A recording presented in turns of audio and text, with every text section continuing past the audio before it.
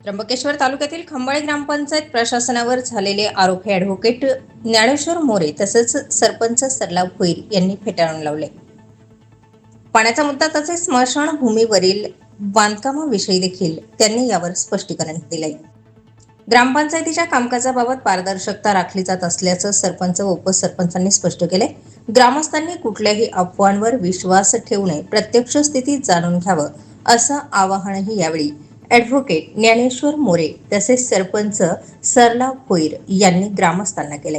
काल काही स्थानिक न्यूज चॅनलने आमच्या ग्रामपंचायतचा सदस्य कैलास मोरे याने दिलेली प्रतिक्रिया बातमी दाखवली. त्याच्यामध्ये ही आमच्या स्मशानभूमीवरची ही पाण्याची टाकी आहे.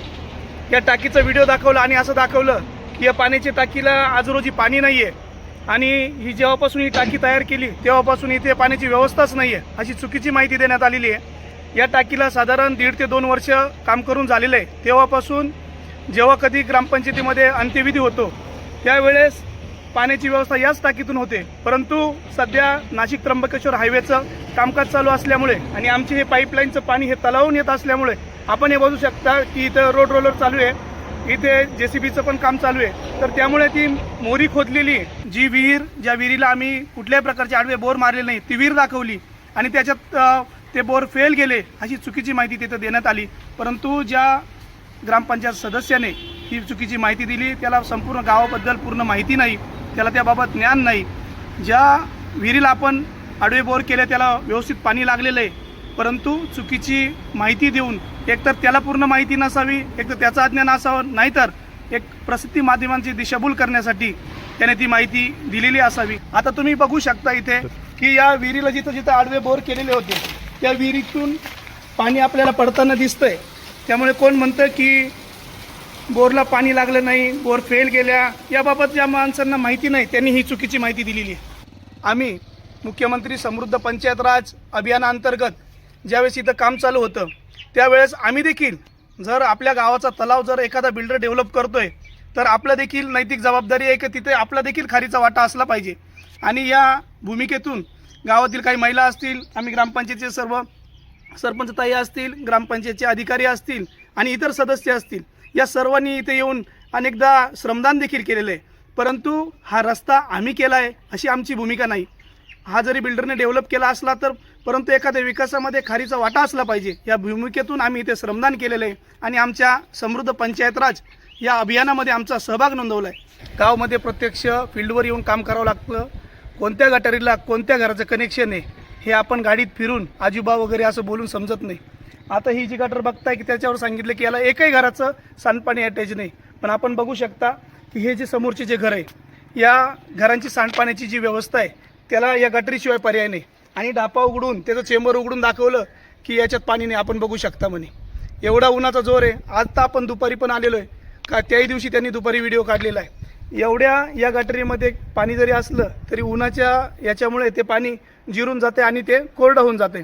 आणि या ग्रामपंचायतीच्या या गटारला हे शेजारचे जे 4-5 घरं आहे आपण त्यांच्या देखील प्रतिक्रिया घेऊ की या गटारला खरंच जोडलेलं आहे की नाही.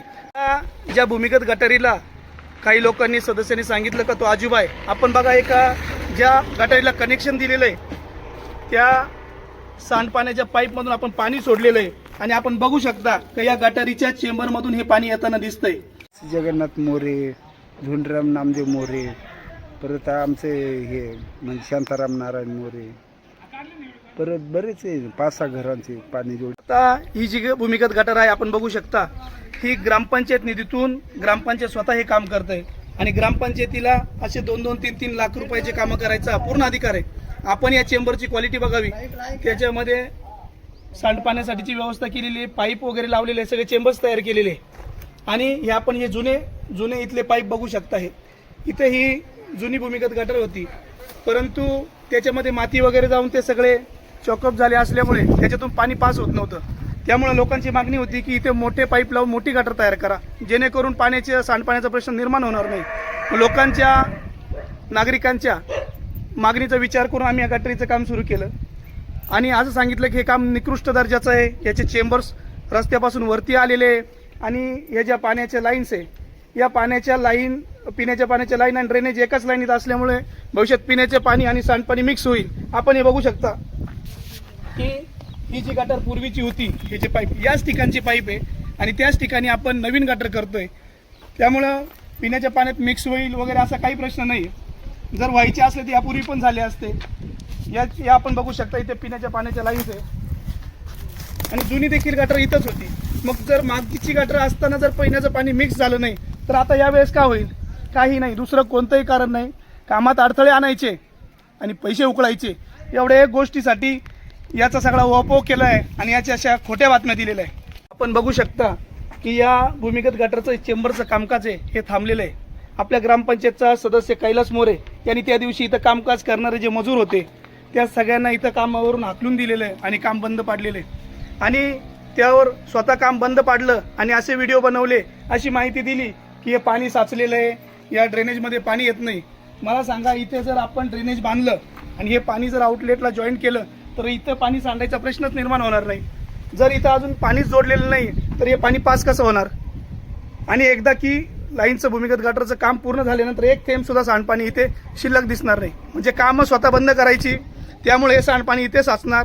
तुमच्या चुकीमुळे गावातल्या लोकांचा आरोग्याचा प्रश्न निर्माण होईल आणि या कामामुळे या इथे चेंबर्स बांधलेले तुम्ही याला अडचणी केल्यात, हे कामं बेकायदेशीरपणे थांबवले. तसं वास्तविक पाहता ग्रामपंचायतीचं काम हे शासकीय काम आहे. या कामामध्ये कोणी अडथळा करायची आवश्यकता नाही. त्या कामामध्ये अडथळा आणायचा कोणाला कुठलाही अधिकार नाही. जर तुम्हाला कामाच्या गुणवत्तेबाबत जर तुमचे काही प्रश्न असेल तर त्याला स्वतंत्र यंत्रणा आहे, त्याचे इंजिनियर आहे, डेप्युटी इंजिनियर आहे, तुम्ही त्यांच्याकडे तशी तक्रार करू शकता आणि कामाची चौकशी देखील करू शकता. परंतु प्रत्यक्ष जागेवर येऊन काम बंद करायचं आणि त्या कॉन्ट्रॅक्टर असेल, इथे तर ग्रामपंचायत स्वतः काम करते, तिथले मजूर असेल, यंत्रणा असेल, त्यांच्याकडून पैशाची मागणी करायची. म्हणजे स्वतःच्या तुंबड्या भरण्यासाठी जर कोणी माझ्या गावचा विकास बंद करत असेल तर आम्ही ग्रामपंचायतीला बिलकुल थारा देणार नाही. हा जो घनकचऱ्याचा प्रकल्प इथे आपल्याला दिसतोय, महाराष्ट्र शासनाने राज्यामध्ये बऱ्याच गावांमध्ये हा प्रकल्प उभारलेला आहे आणि शासनाच्या स्वच्छ भारत मिशन म्हणजे SBM या अंतर्गत हा प्रकल्प प्रत्येक गावामध्ये छोट्या स्वरूपात का होईना सुरू केलेला आहे. आमच्याही गावात आम्ही त्याचं बांधकाम केलेलं आहे. त्याच्यामध्ये आपण बघू शकता का काचा असतील, प्लास्टिक असेल, कपडा असेल, असं कचऱ्याचं विलगीकरण करायचं आणि इथे जे दिसतंय याच्यामध्ये ओला कचरा आणि सुका कचरा असा वेगळा करायचा आणि त्यापासून खत निर्मिती करायची, हा या प्रकल्पाचा उद्देश आहे. परंतु हे काम संपून काहीच दिवस झालेले आणि त्याच्यामध्ये खत निर्मिती करणे, गांडूळ खत तयार करणे यासाठी आराखड्यामध्ये काय तरतुदी आहे ग्रामपंचायतीच्या, त्यामध्ये काही माणसं नेमावी लागणार आहे, ग्रामपंचायतीचा बजेट काय आहे, या सगळ्या गोष्टीचा विचार करून थोड्या दिवसात आम्ही हा प्रोजेक्ट कार्यान्वित करणार आहोत. तसंच या प्रोजेक्टसाठी या घनकचरा व्यवस्थापनाला एक तारेचं कंपाऊंड देखील करणं गरजेचं आहे. त्याचंही काम आमचं अजून बाकी आहे, जेणेकरून हा हवेने वादळाने हा जो कचरा उडतो तो उडणार नाही याची देखील काळजी करायची आहे. म्हणजे हे जे कामाचं असं दाखवलं की ते प्रकल्प उभारणी केली परंतु काम सुरू नाहीये, वर्ष झालं, 6 महिने झाले असं सांगण्यात आलं, परंतु अशी परिस्थिती नाहीये.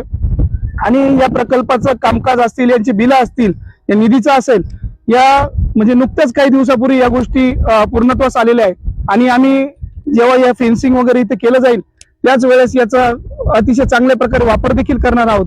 काहीतरी विरोधक म्हणून चुकीच्या गोष्टी लोकांसमोर मांडायच्या आणि प्रसार माध्यमांचा चुकीचा वापर करून घ्यायचा आणि त्याच्यात स्वतःचा काहीतरी स्वार्थ साधायचा, या उद्देशातून या अशा चुकीच्या बातम्या देण्यात आलेल्या आहे. थोडंसं चुकीच्या पद्धतीने प्रसार माध्यमांना माहिती दिली गेली की ही जी समोर दिसते ही कचरे वस्ती आहे आणि या कचरे वस्तीला ग्रामपंचायतच्या निधीतून पाईपलाईन केली गेली. मात्र वर्ष होऊन गेलं आणि त्याला पाणीच नाहीये किंवा पाईपलाईनची जी पाईप आहे ते वरचेवर टाकण्यात आली. परंतु वस्तुस्थिती अशी आहे की ही जी कचरे वस्ती आहे या कचरे वस्तीला साधारण 20 ते 25 वर्षापासून त्या कचरे वस्तीच्या ग्रामस्थांची मागणी होती की आम्हाला पाण्याची व्यवस्था करा म्हणून. परंतु आमच्या कार्यकाळामध्ये आम्ही ग्रामपंचायतच्या निधीतून पाईपलाईनची तिथे व्यवस्था केलेली आहे. परंतु गावातला पाण्याचा जो साठा आहे आज रोजीचा, त्याचा विचार करून आज रोजी आम्ही कचरे वस्तीला ताबडतोब पाणी देऊ शकत नाही. परंतु हे पाईपलाईन करायचा उद्देश असा की जलजीवनच्या पाण्याच्या टाकीचं काम सुरू आहे आणि या टाकीचं कामकाज म्हणजे त्याही वेळेस आम्ही कॉन्ट्रॅक्टरशी बोललो होतो, तो म्हणे थोड्याच दिवसात आम्ही काम सुरू करतो. मग तर त्या पाण्याच्या टाकीचं काम ज्या क्षणी पूर्ण होईल त्या क्षणी ही पाईपलाईन कचरे वस्तीला जोडायची, म्हणजे त्यांचा देखील 20-25 वर्षापूर्वीचा पासूनचा जो पाण्याचा प्रश्न आहे तो सुद्धा निकाली निघेल. परंतु जलजीवनचे कॉन्ट्रॅक्टर असतील, त्यांच्या संघटना असतील, त्यांनी देखील त्याच वेळेस आंदोलन केले की आम्हाला जलजीवनसाठी निधीची उपलब्धता होत नाहीये. अनेक अडचणी त्यांनी बोलून दाखवल्या. त्यामुळे ते काम तिथं रखडले. त्यामुळे आम्ही कचरे वस्तीला पाणी द्यायलाच आम्हाला विलंब झाला आहे. परंतु आता आम्ही ठेकेदारांशी बोललोय, अधिकाऱ्यांशी बोललोय की लागलीच जेव्हा काम इथे पूर्ण होईल, आता आपल्याला दिसतंय पाण्याची टाकी तर तयार झालेली आहे, परंतु काही छोट्या मोठ्या गोष्टी कॉन्ट्रॅक्टरच्या बाकी असतील, त्यांनी पूर्ण केल्या की आम्ही ताबडतोब तिथे कचरा व्यवस्थेला पाण्याची देखील व्यवस्था करणार आहोत. आणि जे दाखवलं गेलं की तो पाईप फुटलेला आहे, ही जी जागा दिसते ही ग्रामपंचायतच्या मालकीची जागा आहे. आणि ही पाईपलाईन केल्यानंतर आम्ही महिंद्रासाठी ही जागा साधारण 1-2 महिन्यासाठी त्यांना भाडेतत्वावर दिली होती आणि त्याच्यातून ग्रामपंचायतला चांगला फायदा देखील झाला आहे. आणि ज्यावेळेस त्यांनी इथं गाड्या पार्किंग वगैरे केल्या त्यावेळेस काही प्रमाणात लेवल केली होती आणि ती लेवल करताना त्यांच्याकडनं एखादा पाईप फुटला असेल, परंतु नुसता जो एक फुटलेला पाईप आहे तो मीडियाला दाखवायचा आणि सांगायचं सगळे पाईप वरती आहे. परंतु ही जवळपास अर्धा किलोमीटरची पाईपलाईन आहे. या पूर्ण जी चांगली पाईपलाईन झाली ती कुठे दाखवली नाही, परंतु एक पाईपलाईन जर त्या महिंद्रावाल्यांनी जी लेवल केली त्याच्यामध्ये फुटला तो दाखवायचा आणि काहीतरी दिशाभूल करायची आणि स्वतःचा काहीतरी अशा बदनाम्या करून स्वार्थ साधायचा या हेतूतून या बातम्या दिल्या गेलेल्या आहे. आता आपण जो हा रस्ता बघतोय हा सिमेंट कॉन्क्रीटचा रस्ता आहे. हा गणेश कॉलनीसाठी मागच्या वर्षी झालेला रस्ता आहे. या रस्त्याचा ठेकेदार राकेश मुंडावरे आणि ज्या ग्रामपंचायत सदस्याने चुकीचे आरोप ग्रामपंचायतीवर केले तर कैलास मोरे या दोघांनी मिळून हा रस्ता केलेला आहे. 1 वर्षापूर्वी केलेला कॉन्क्रीटचा रोड आज आपण त्याची परिस्थिती बघू शकता. हे सिमेंट निघालेले सगळी खडीवरती आलेली आहे. परंतु हा रस्ता त्याने स्वतः केलेला आहे, कशा चुकीच्या मार्गाने केला असेल किंवा काय असेल, यामुळे या रस्त्याचा त्या व्हिडिओमध्ये किंवा त्या बातमीमध्ये काही संदर्भ देण्यात आला नाही. समोर जे पेवर ब्लॉक लावलेले याच्याबद्दल सांगितलं की 20,000चे 30,000चे असे मोगम काहीतरी आरोप केले गेले. परंतु आपण संबंधित यंत्रणेकडे चौकशी करावी, त्याची इस्टिमेट बघावे की इस्टिमेटमध्ये किती ब्रास पेवर ब्लॉकचं इस्टिमेट आहे आणि इथं ऍक्च्युअल बसवलेले किती आहे याची खातरजमा करावी. ग्रामपंचायतवर भ्रष्टाचाराचे आरोप केले गेले की इथे नातेवाईकांना कामं दिली जातात. व्यक्तिशः माझा चालक सूरज चव्हाण याला मी माझ्या फायद्यासाठी काम देतो अशा आशयाचे बिनबुडाचे तथ्यहीन आरोप केले जातात. वास्तविक आरोप करणाऱ्या सदस्याला ग्रामपंचायतची काम देण्याची काम वाटपाची पद्धत याबाबत कुठलंही ज्ञान नाही. जर ग्रामपंचायतला एखादं काम द्यायचं असेल तर त्याची निविदा ऑनलाईन प्रसिद्ध केली जाते किंवा ऑफलाईन प्रसिद्ध केली जाते, त्याबाबतचे संपूर्ण अधिकार ग्रामपंचायतला आहे. आणि मग जे संबंधित ठेकेदार असतील, जे कामाला इच्छुक असतील त्यांच्याकडनं निविदा मागवल्या जातात. मग आपल्या परिसरातील असतील, मैरवणी असेल, अंबड असेल, वासई असेल, बेलगाव ढगा असतील, वाडोली असतील, या परिसरातले जे सुशिक्षित मुलं इंजिनियर झालेले जे कॉन्ट्रॅक्टर आहे त्यांचा जो व्यवसाय ही जवळपासची मुलं आपल्या परिसरामध्ये आपल्याला काहीतरी चांगलं काम मिळतंय आणि तिथे आपण चांगल्या प्रकारे काम करू शकू अशा पद्धतीने तिथे त्या निविदा भरतात. आणि मग त्याचं सरपंच असतील, ग्रामपंचायत अधिकारी असतील यांच्या समितीमध्ये त्या निविदा ओपन केल्या जातात आणि गुणवत्ता बघून ज्यांची कोणी बिलो भरले का तांत्रिक बाबी बघून त्याला ते कामाचं वाटप त्याला केलं जातं. ब्लॅकमेलिंग म्हणून काहीतरी माझा फायदा होईल या आशेने काहीतरी खोटाडे आरोप करायचे असे आरोप केलेले. वास्तविक जर एखाद्या कॉन्ट्रॅक्टरला काम दिल्यानंतर त्या कामाची पाहणी संबंधित इंजिनियर असतील, डेप्युटी इंजिनियर असतील हे पाहणी करतात आणि काम पूर्ण झाल्यानंतर त्याचं मूल्यांकन होतं, त्याची MB रेकॉर्ड केली जाते. खरंच इस्टिमेटमध्ये जेवढं काम नमूद आहे तसं काम आहे की नाही त्याची खातरजमा केली जाते आणि मग त्याची मूल्यांकन वहीमध्ये नोंद केल्यानंतर संबंधित कॉन्ट्रॅक्टरला पैसे दिले जातात. ही साधारण ग्रामपंचायतीच्या कामाची पद्धत असते.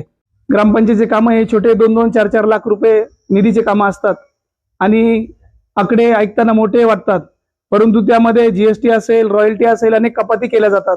म्हणजे जर एखाद्या लाख रुपयाचं काम जर असेल तर त्याच्यामध्ये साधारण 20-22% 10-15% कपाती केल्या जातात. परंतु आकडे मोठे असतात, मग त्याचाच गैरवापर करायचा. हे एवढ्या लाखाचं काम होतं, ते तेवढ्या लाखाचं काम होतं.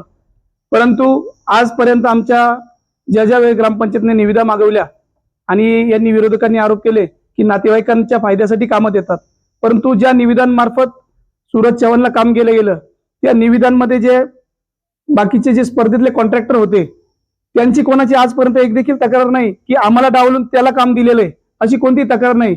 आणि गेल्या 3 ते 3.5 वर्षामध्ये ही जी कामं झाली, आता जी कामांबद्दल आमच्यावर आरोप केले गेले आपणही बघितली, ही कामं होऊन साधारण 1 वर्षापेक्षा जास्त कालावधी झालाय.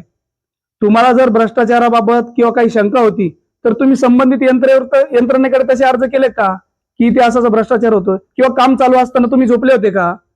आता तुम्हाला जाग आली आणि आता सांगायला लागले की सीओ साहेब याच्यावर कारवाई करा, यांची चौकशी करा. नक्कीच सीओ साहेब असतील, संबंधित यंत्रणा असेल, जी कामं झाली असेल, विरोधकांनी मागणी केली असेल, प्रत्येक कामाची चौकशी करावी.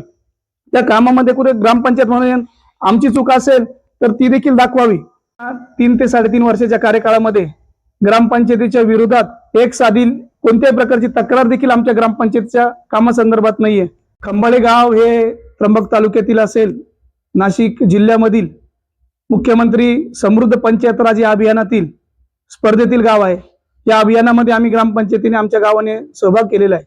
परंतु आरोप करणाऱ्या सदस्यांना हे अभियान म्हणजे काय, त्याच्यामध्ये काय काय तरतुदी आहेत, अभियानामध्ये काय काय कामाचे मोजमाप केलं जातं याबद्दल कुठलंही ज्ञान नाही. कारण कधीतरीच 6-4 महिन्यातून ग्रामपंचायतीकडे चक्कर मारायचा, कधी मासिक सभांना वेळेवर उपस्थित राहायचं नाही, ग्रामसभांना उपस्थित राहायचं नाही आणि सांगायचं आम्हाला कोणी विश्वासात घेत नाही.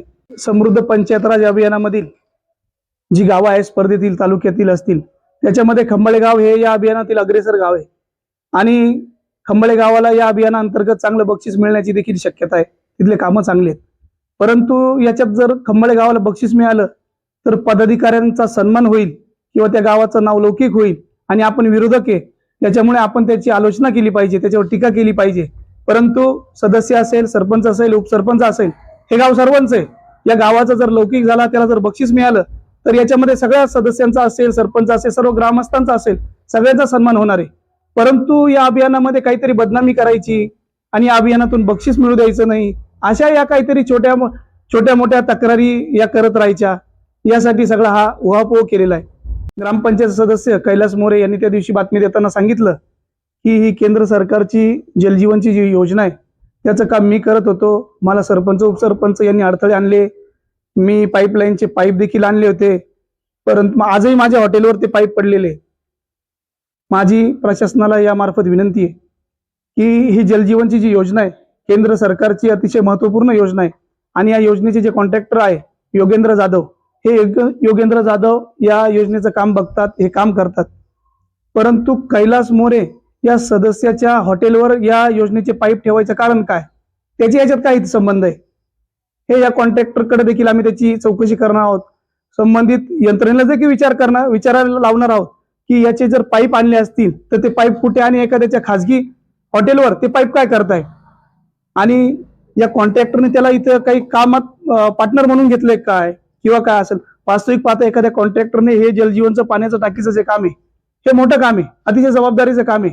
ते सुशिक्षित, ज्यांना अनुभव आहे, सुशिक्षित इंजिनियर आहे, सगळ्यांना त्या कॉन्ट्रॅक्टरने काम करावं यासाठी ते कॉन्ट्रॅक्ट त्यांना दिलेलं असतं.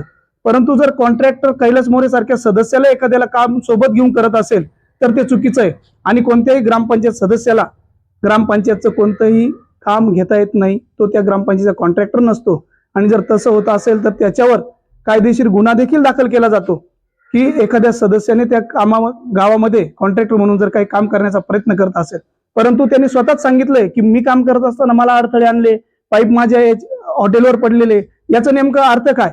आज आम्ही कालपर्यंत असं समजत होतो की योगेंद्र जाधव जे कॉन्ट्रॅक्टर आहे त्यांच्या मार्गदर्शनाखाली हे काम होत आहे, ते स्वतः हे काम करत आहे.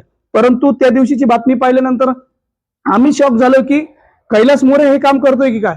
परंतु जर ते काम कैलास मोरेला जर त्यांनी सब टेंडर करून दिलेलं असेल, सबलेट करून दिलेलं असेल, चुकीच्या पद्धतीने दिले असेल तर योगेंद्र जाधव हे कॉन्ट्रॅक्टर यांची देखील आम्ही संबंधित यंत्रणेकडे तक्रार करणार आहोत आणि त्याची देखील चौकशी करायला लावणार आहोत. ग्रामपंचायत सदस्य कैलास मोरे याला या ग्रामपंचायतीवर उपसरपंच व्हायची खूप इच्छा होती.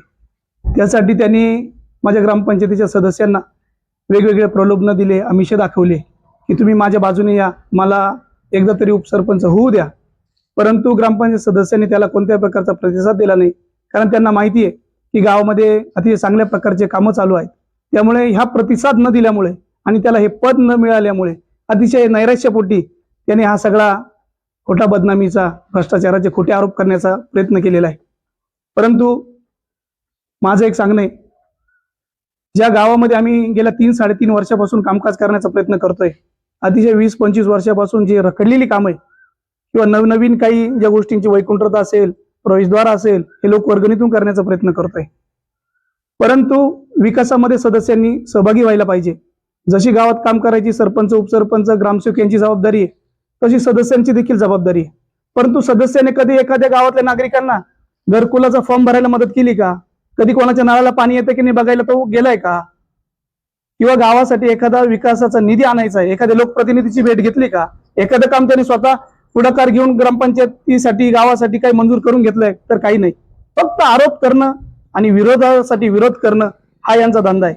परंतु माझं आव्हान आहे की गावामध्ये जेव्हा आपण 10 कामांसाठी पुढे येतो, 10 कामं करण्याचा प्रयत्न करतो, त्यात कुठेतरी 6-7 कामं पूर्ण करण्यामध्ये त्याला आपल्याला यश येत असतं. ग्रामपंचायत म्हणजे काय जादूची कांडी नाहीये की उद्या आपण ठरवलं आणि जादूची कांडी फिरवली सगळं एकदम सुजलाम सुफलाम झालं. त्याच्यासाठी मेहनत खूप करावी लागते. गावातले गटतट असतात, त्याचा सामना करावा लागतो. अतिशय तांत्रिक बाबींमध्ये देखील वेळ जातो. परंतु यातून कुठे थांबायचं नसतं. सकारात्मक दृष्ट्या राजकारण करायचं असतं आणि गावासाठी, आपल्या समाजासाठी त्या कामांचा, आपल्या कार्यकाळाचा कसा उपयोग होईल यासाठी आपण प्रयत्नशील राहणं गरजेचं असतं. आणि या गोष्टींचा सर्व ग्रामस्थांना चांगलं ज्ञान आहे की ग्रामपंचायतीचं काम अतिशय चांगल्या प्रकारे आहे. गावातले नागरिक ग्रामपंचायतीच्या कामकाजावर अतिशय समाधानी आहेत. अशा या खोट्या बातम्यांना, प्रसारित केलेल्या बातम्यांना देखील ग्रामपंचायतीच्या लोकांनी असतील, ग्रामस्थांनी कुठल्याही प्रकारचा प्रतिसाद दिला नाही. कारण या खोट्या बातम्या बाहेरच्या लोकांना त्याबाबत पूर्ण माहिती नसते किंवा बघितल्या जातं, कोणाचा समज होऊ शकतो, गैरसमज होऊ शकतो. परंतु ज्याच्या त्याच्या गावाची काय जी खरी परिस्थिती आहे त्या गावातल्या नागरिकांना चांगल्या प्रकारची माहिती असते. त्यामुळे अशा खोट्या बातम्यांना आमच्या गावातील नागरिक, आम्ही सर्व पदाधिकारी असतील, कुठल्याही प्रकारचा थारा देणार नाही. आणि कोणी चौकशी मागणी केली तर त्याला विरोध देखील करणार नाही. परंतु चौकशीची मागणी करायची असेल तर संबंधित यंत्रणेकडे लेखी स्वरूपात मागणी करा, अर्ज करा, त्याचा पाठपुरावा करा. कुठे भ्रष्टाचार झाला असेल तर त्या गोष्टी समोर करा. फक्त आणि फक्त प्रसिद्धी माध्यमांसमोर स्टंटबाजी करायची आणि एखाद्याचं चांगलं काम करत असलेल्या ग्रामपंचायतला किंवा तिथल्या पदाधिकाऱ्यांना बदनाम करायचं, या खोट्या हेतूतून केलेल्या आरोपांना आम्ही बिलकुल थारा देणार नाही. स्टार 24 फास्ट न्यूजसाठी वृत्तसंकलन विभाग, नाशिक.